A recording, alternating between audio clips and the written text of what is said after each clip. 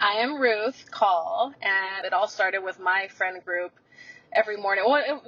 Co-workers, and then eventually developed into friends, because every morning when we'd have our like smoke break or something, or even during breaks, we just kind of like chit chat about nonsense.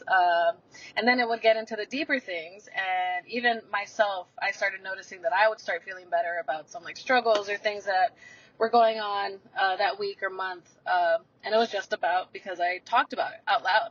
And so I started thinking, I was like, I wonder if anybody else speaks out loud about what they're feeling on the inside and everything else. And so that's where I was like, well, let's broadcast it. And then it slowly turned into having guests come on and them doing the same thing and just kind of going back and forth. And now it's kind of turned into like an interview series. Somehow I've met a lot of musicians, and so now I'm talking about them and their work.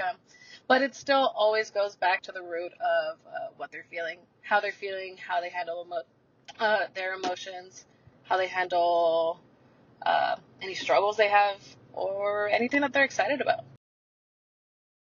My whole podcast has been like, just go with the flow. And the name of my podcast was me sitting at a brewery, and then as I'm going to get another beer, and I'm writing down my whole breakdown of what I want this to look like and be, but I still didn't have the name. And then the bartender was like, Ruth, every time I see you, you remind me of Hey Arnold, where he's like, hi Ruth, to like his crush and shit. And I was like, oh my god, that's kind of perfect, because I couldn't pinpoint down like one category or something that could describe what I'm doing. So like, what better way to do it than like someone introducing themselves to me, which is hi Ruth. And then I can have the freedom and liberty to do whatever I want, because it's still based around me and whatever I want to do. Committing to it. The hardest part was starting.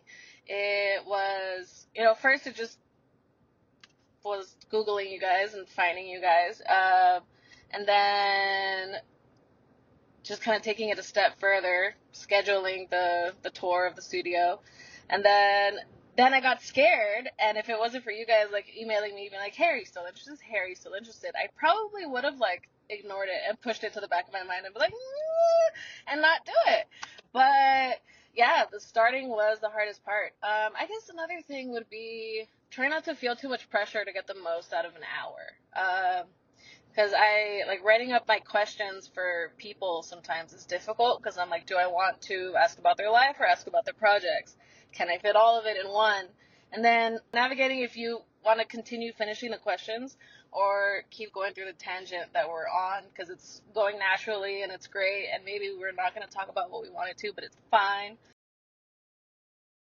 It's based around my guest. So if I just have a friend, then it's more of getting to know who they are, where they came from, their upbringing. I like to try to figure out how like a person, like what makes them tick, like what brought them to being the way that they are. It doesn't have to be so serious. Like, it doesn't have to be so structured for it to be something good. Just struggling with like trying to get things perfect, not being a perfectionist.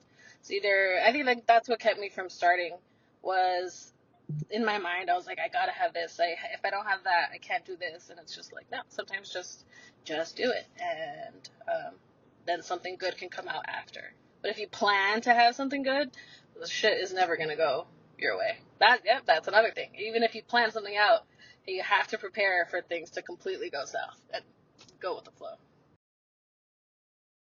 That I could definitely be consistent with something once a week. I've never been consistent with anything, and this has kind of forced me to do that, because I wanted it to be every week, every Tuesday, and then catching myself and being like, oh shit, all right, we gotta snap back in. What are we doing? I'm actually more social than I thought. I would see myself as an introvert, but I think that's just my anxiety getting ahead of me.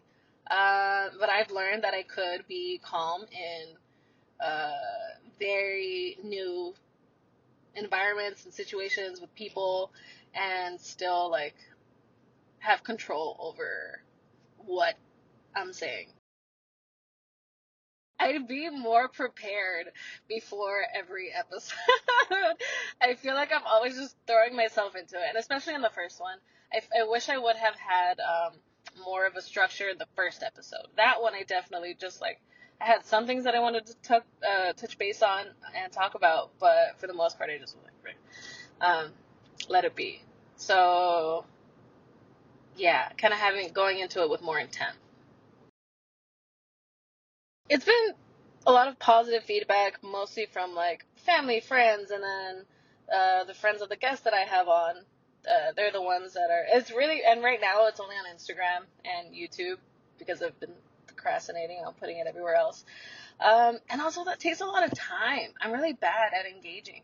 I'll just no, everything's been very supportive, and some people will message me directly and say thank you for this. This reminded me of something with my family and really made me reflect about something about myself. And so those little moments were feel so just reminding me of like, yeah, we're on the right path, and this is something good.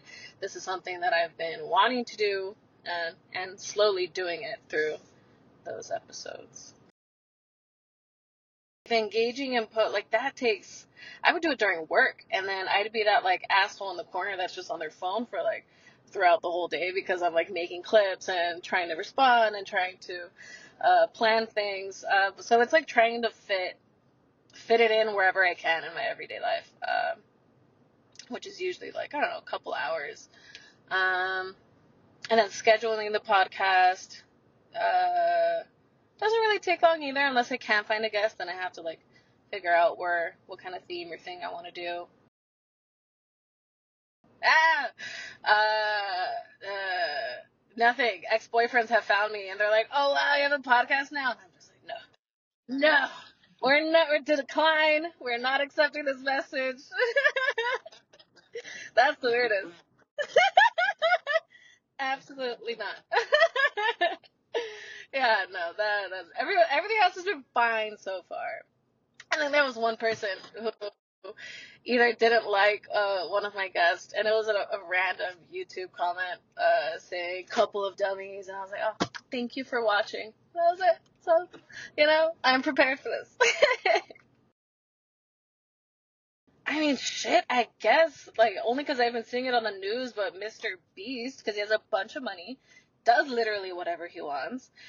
Same concept of just creating this funny idea in his head, and then he turns it into real life. Love that.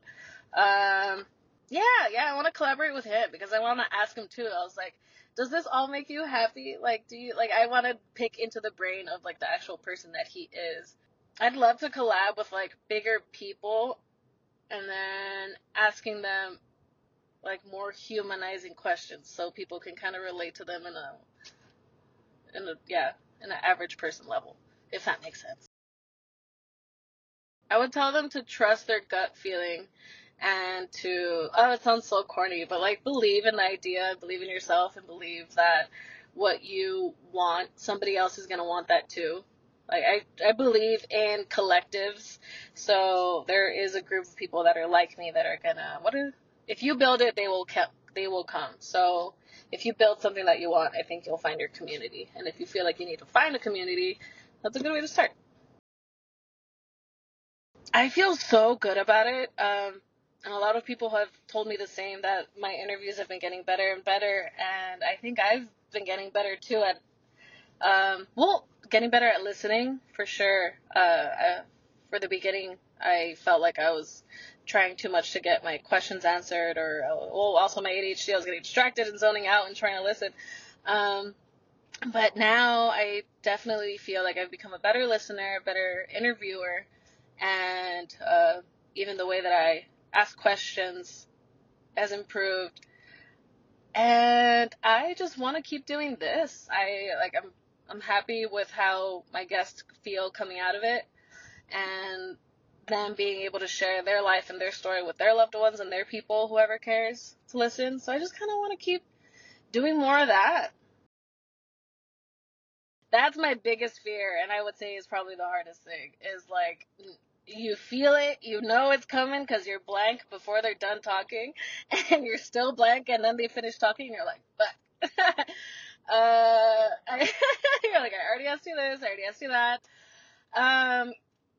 and that's what I mean by like trying going into this next year with more intent, more prepared questions for, it's like break the glass in case of emergency. I need those questions. And I feel so bad. In my mind and in that moment, the pauses are so much longer than they actually are when I watch them back. I'm like, oh, that was like half a second. But I was freaking out for a good 5 minutes.